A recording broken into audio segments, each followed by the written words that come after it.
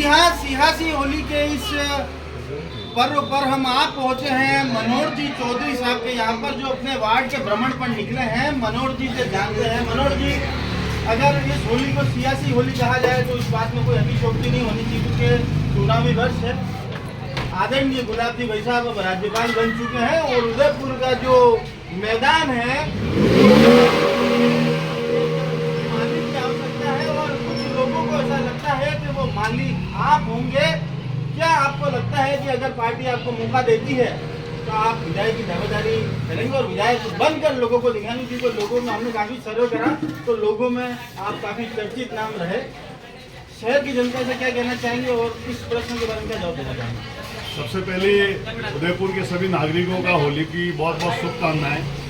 मगर मयूर जी, ये निश्चित रूप से आप कह रहे होली विशेष है, मैं यूँ कह रहा हूँ गुलाब जी भाई साहब के राज्यपाल बनने से इस होली का जो रंग था, जो सुगंध थी, वो उदयपुर से चली गई।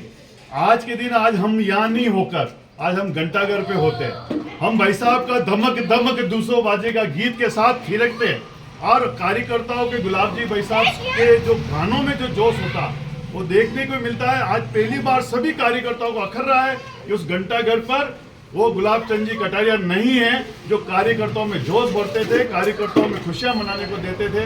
निश्चित रूप से उनके जाने से मन में एक इस होली का रंग थोड़ा फीका पड़ा है और उनके जाने से हम कार्यकर्ताओं की लगा हमारा विभाग चला गया है।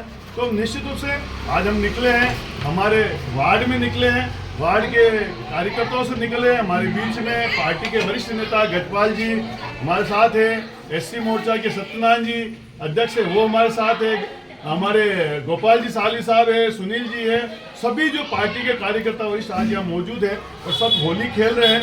हमारे निश्चित रूप से मन में ये नहीं है कि चुनाव नजदीक आके इसलिए होली खेली जाएगी कि नहीं खेली जाएगी।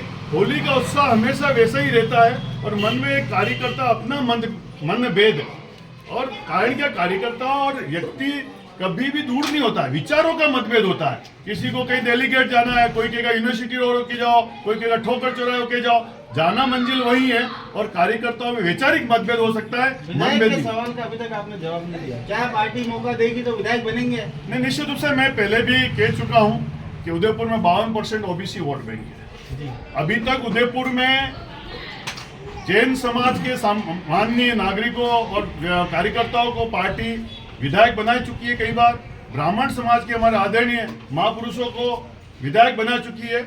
पार्टी को एक अपने रखा है कि यहाँ पे 52% वोट ओबीसी के हैं उदयपुर में और इस ओबीसी का भी सम्मान रखते हुए किसी ओबीसी के व्यक्ति को यहाँ पर विधायक का प्रत्याशी बनाना चाहिए। ऐसी पार्टी के पास हमने बात पहुँचाई है। जी, आपको बता दें कि 1985 में जब बीजेपी का गठन हुआ जनसंघ के बाद और 1989 का वर्ष था जब पहली बार ओबीसी शब्द का इस्तेमाल हुआ, उसके बाद से आज तक कभी भी उदयपुर शहर के अंदर कभी भी किसी विधायक को ओबीसी की दावेदारी नहीं मिली।